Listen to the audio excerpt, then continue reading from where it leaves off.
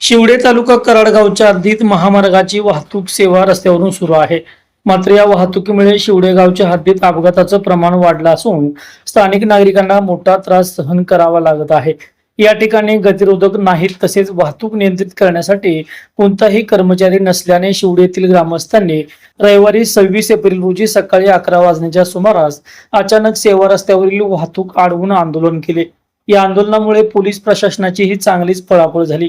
यावेळी शिवसेना कराड उत्तर विभाग प्रमुख संजय भोसले यांच्यासह रामशेख घाडगे, जालेंद्र घाडगे, विजय शिवडीकर, रणजित घाडगे, संतोष पवार, रवींद्र थोरात, सचिन घाडगे, बापूराव घाडगे, बंडू चव्हाण, शुभम भोपते, शंकरराव घाडगे, अशफाक मुल्ला, माणिकराव तसेच शिवडे भवानवाडी, हनुमानवाडी येथील ग्रामस्थ उपस्थित होते. ते जे रस्ते विकास महामंडळाचे अधिकारी आणि ठेकेदार आहेत ते काय करतात, त्यांना निवेदन दिली सगळं केलं, या बोगद्यात माणसं थांबवा, होम गार्ड सिक्युरिटीसाठी, ट्रॅफिकसाठी थांबवत नाही. दुसरी गोष्ट, स्पीड ब्रेकर सगळे मुजलेले आहेत, रस्ता एकेरी झालेला आहे, त्याच्यामुळे गाड्या स्लिप होत्यात.